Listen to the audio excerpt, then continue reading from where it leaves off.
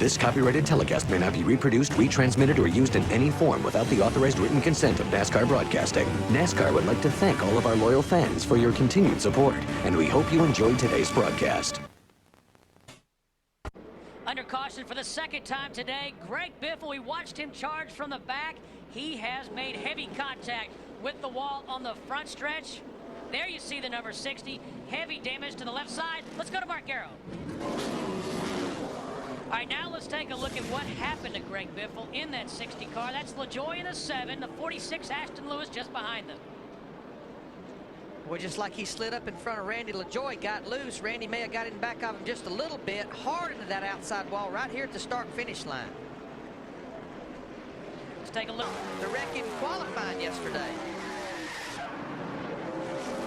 And we have caution again. Ashton Lewis in the number 46 car. Lap 79, caution flies for the third time. So Greg Biffle not the only one having a tough day. And Larry, Ashton Lewis, we see smoke on the left side and the right side. He had moved up into the top 10 for a while. Yes, and he was able to stay on the lead lap, but they've got to come to pit road. A lot of damage on that race car, and the big problem right now going around here trying to get caught up with the fields, that right front tire. This is going through 3 and 4. It's like he got a little help from looks like the 36 of Hank Parker Jr. Slides around, almost corrected. He's going to turn back hard there, hard in the outside wall. A lot of damage to that front end. Come back out on the racetrack, turn 2. So a lot of time from coming on the pit road at turn 4 and leaving pit road over at turn 2. A lot of time lost, especially under green. Bobby Hamilton Jr. in that Marines car. Started fourth, which led 6 of 131 laps. 22 cars on the lead lap. 3 cautions for 33 laps this afternoon here at the Nashville Superspeedway. And we've got a car in the wall at turn 4. Oh, Hank Parker Jr. is having a great run to 36. And caution is on the speedway, and this is really not a very good break for people like Todd Bodine, those guys making these green flag stops, because they are going to be a lap down. Bobby Hamilton Jr. comes back around to receive the yellow flag. 4th caution this afternoon, coming on lap 132. Hank Parker Jr. in the wall in turn 4. A lot of damage, Larry. You just mentioned he was one of into the lead lap, needing a caution bad right now. Jason Keller in heavy traffic, and we've got one in the wall. That's 73. That's Jason Schuler.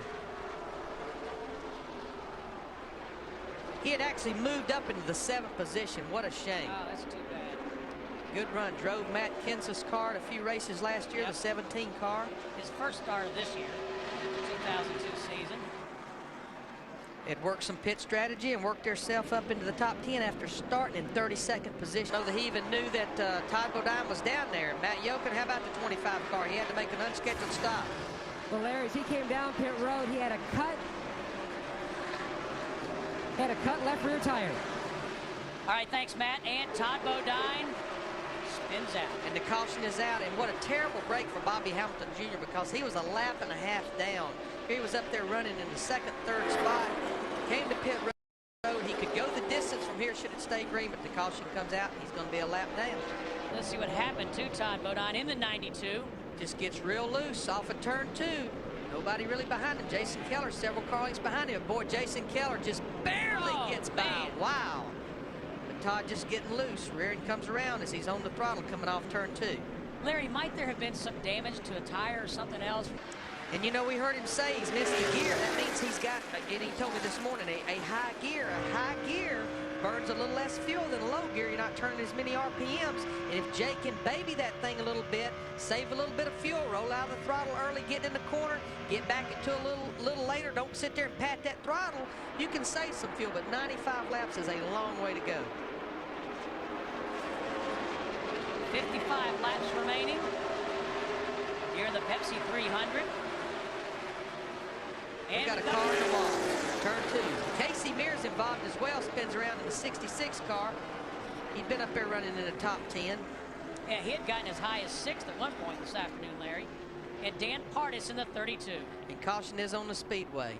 Now again, if Jay Sauter and Butch Hilton, his crew chief, they're trying to do a fuel mileage deal. It looks like Mike McLaughlin in 18. Bobby Hamilton Jr. in 25 definitely got his lap back. I'm not sure about Mike McLaughlin. I think the leader took the caution.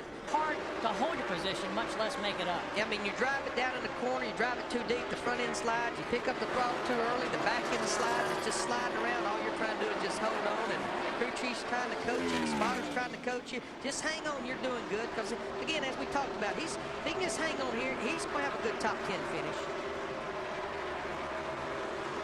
Scott Riggs, our leader, came in here 2 top 5 finishes. There he is. And Larry, what must be going through that young man's mind?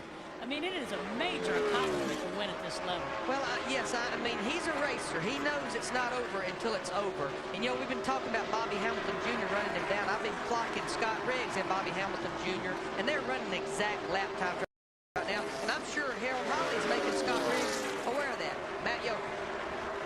Well, Larry Mack, he came on the radio, Harold Holly, and told his driver, Scott Riggs, you're looking good, 4 seconds. And Scott Riggs came on the radio, but remember, he was having some microphone trouble earlier, and it was very staticky. They couldn't make out what Riggs was saying. And Harold Holly said, Scott Riggs, I don't know what you said, but you go, boy, you go, boy, you go, boy. You go until you see a checker flag, and you run another lap just for insurance. Scott Riggs came in here 7th in points. His rookie season, just 111 out of first. He'll move up because, as we said, Jeff Green not here today, the points leader. Only the second race here at Nashville Superspeedway. You have to remember back a year ago, Greg Biffle in that 60 car gets his first Busch Series career win in his rookie season. Yep. Scott Riggs has led 42 laps out of 220. 17 cars on the lead lap. We've had 7 cautions for 54 laps. 10 cars listed as off the track. He's in some pretty heavy lap traffic right here. He just needs to be careful. You got a good lead. Just get by one, ease by him. They won't let you by through the corner. Just back off. You'll get him on the next straightaway. Plenty of time, plenty of room. It's Brad Baker in the 28 car, just ahead of him. And he's doing his job too. I mean, he's still on the lead lap in 17th position. He's trying to stay on the lead lap. So he's doing what he should do, but he just needs to be careful as well with the leader. There's Scott Riggs' wife. Well, he's hung in some heavy traffic right now.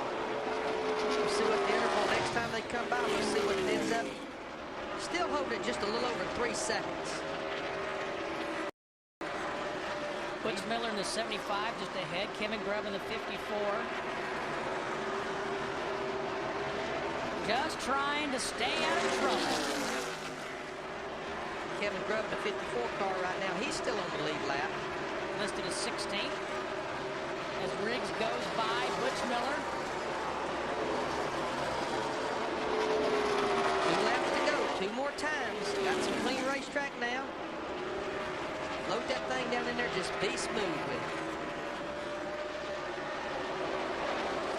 Scott Riggs trying to become the 95th different winner in NASCAR Busch Series history.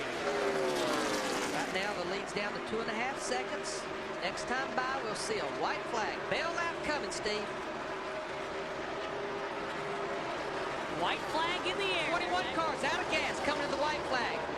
Jay Sauter's out of fuel. Loses 2 or 3 positions. He'll never make it back around. And his crew chief Butch Hilton said they were going to be a lap short. And he wasn't far from it. Meanwhile, Scott Riggs on the backstretch. Won here last year in the Truck Series.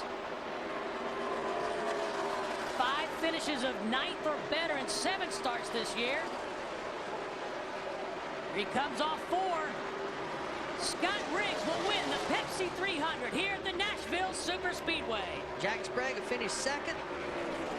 Bobby Hamilton Jr., what a comeback. Finishes 3rd. Scott Wimmer in 4th. Jason Keller 5th. Randall DeJoy in 6th. So teammates Scott Riggs and Jason Keller finished 1st and 5th. As Scott Riggs' wife, she may not be able to believe it, Larry. All right, we're going to take a quick break and come back with the victorious Scott Riggs here at the Nashville Superspeedway. And you're watching Busch Series Racing on FX.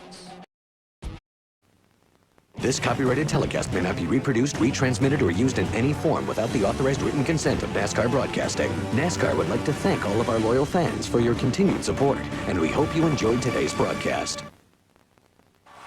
This has been a presentation of TNT Sports.